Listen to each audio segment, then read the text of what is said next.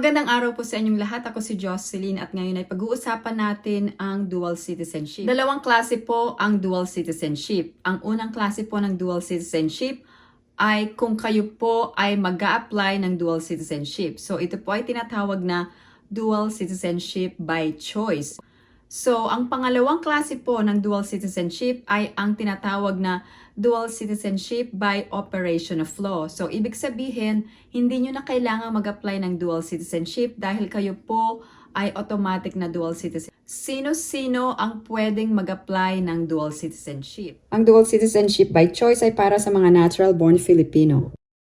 Kung kayo po ay ipinanganak sa Pilipinas bilang isang natural-born Filipino, pwede po kayong mag-apply ng dual citizenship. Ang basehan ay ang tinatawag na Republic Act No. 9225 o ang Dual Citizenship Law. Idinideklara nito na ang mga natural-born Filipino na nakakuha ng foreign citizenship through naturalization ay pwedeng mag-eligible sa pag-acquire or pagre-retain ng kanilang Filipino citizenship. So, kailangan pong mag-reacquire ng Filipino citizenship kapag kayo ay naging foreign citizen. Pero, kailangan nyo pong mag-oath-taking para maging Filipino citizen again. Sino-sino ang mga natural-born Filipino? Kapag kayo ay legitimate child born before January 17, 1973, kailangan ang inyong ama ay Filipino citizen na nakalagay sa PSA birth certificate. Kapag hindi Filipino ang inyong ama, ang bata ay dapat mag-elect ng Filipino citizenship upon reaching the age of majority or kapag na-reach na ang 18 years of age. Ang pangalawang klase ng natural-born Filipino ay isang illegitimate child na pinanganak before January 17, 1973 at kailangan ang mother ay isang Filipino citizen at the time of birth na nakalagay sa PSA birth certificate. Ngayon, ang pangatlong natural-born Filipino ay pinanganak on or after January 17, 1973 at kailangan lang ay either father or mother ay isang Filipino citizen na nakalagay sa PSA birth certificate. Ang mga natural-born Filipino ay ito po yung mga Pilipino na ipinanganak sa Pilipinas at depende lang kung kailan before or after January 17, 1973. Bakit po ito ang cut-off? Dahil ito po yung date na na-ratify ang 1973 Philippine Constitution. Kung mag-apply kayo ng dual citizenship, dapat po meron muna kayong PSA or Philippine Statistics Authority Birth Certificate. So wala na pong NSO. So yung NSO ay napalitan na po ng PSA. So pwede kayong mag-order ng inyong birth certificate online, especially kung kayo ay nakatira sa abroad. I-type nyo lamang po ang psaservilis.com.ph at pwede nyo pong makuha by delivery ang inyong birth certificate from the Philippines. So medyo may kamahalan lang po. Pero ang ipapayo ko sa inyo ay mag-order po kayo kaagad ng mga isa or dalawang kopya para sa inyong Philippine birth certificate. Balikan ulit natin ang dual citizenship by choice. So, diniscuss ko sa video na ito na ang mga former Filipino na natural-born Filipino ay pwedeng mag-apply ng dual citizenship.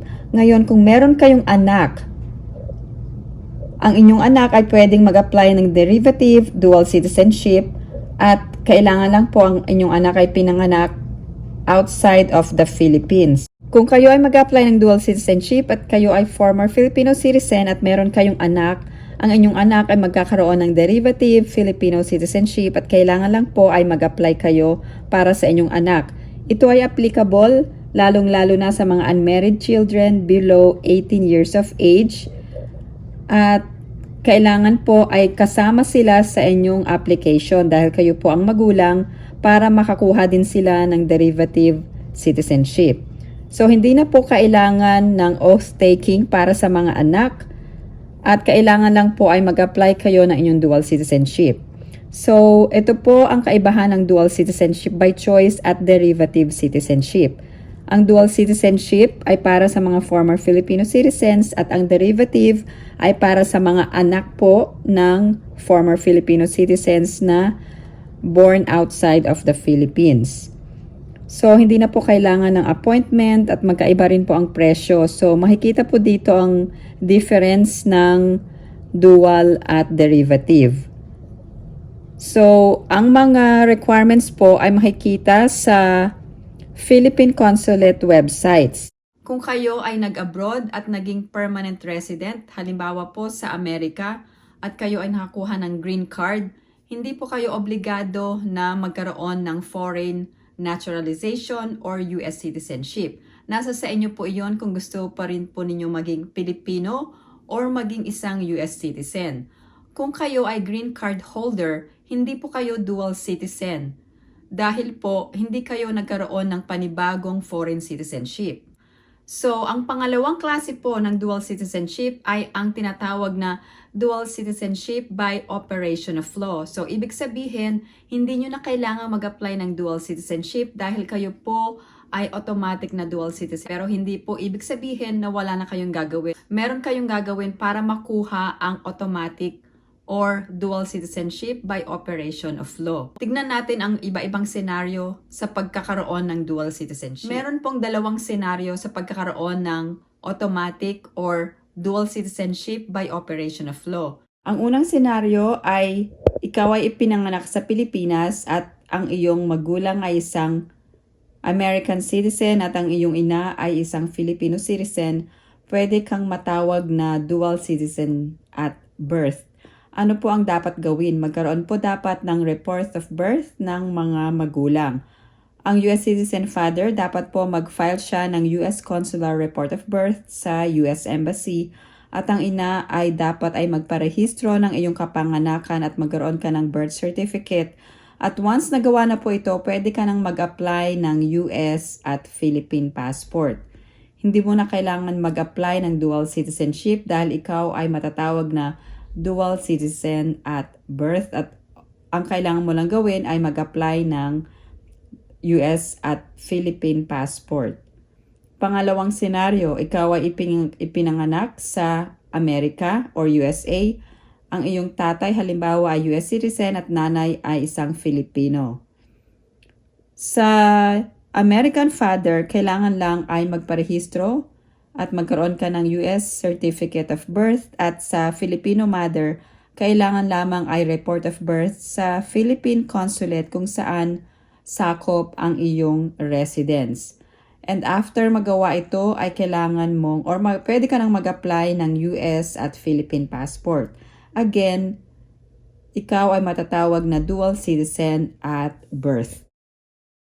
Kung kayo ay magkiklaim ng automatic dual citizenship or dual citizenship by operation of law, ibig sabihin kailangan nyo pa rin mag-submit ng dokumento. Kung meron po kayong magulang na isang Pilipino at depende po kung saan kayo pinanganak, pwede po kayong magkaroon ng dual citizenship kahit hindi na kayo mag-apply. Marami pong Pilipino ang hindi nakapag-file ng report of birth para sa kanilang mga anak at ang mga anak na ito ay more than 18 years of age. So marami po ang nagtatanong kung pwede pa rin nilang makuha ang dual citizenship. So meron pong iba-ibang senaryo at kailangan nyo pong mag-file ng petition para ma-recognize po kayo as a Filipino citizen.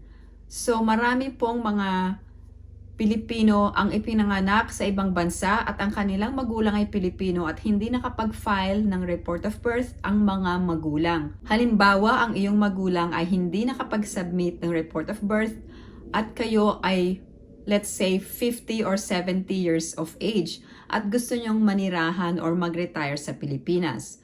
Pwede rin po kayong mag-claim ng dual citizenship kaya lang magiging complicated na po ang proseso pero posible pa rin po ninyong makuha ang dual citizenship. So meron pong proseso na kailangan i-follow at makikita po ang mga procedures na ito o mga panuntunan sa Bureau of Immigration. Salamat po sa pagsubaybay sa aking YouTube channel at kung meron po kayong katanungan, i-post lang po sa comment section below or pwede rin po kayong mag-send ng message sa Facebook page.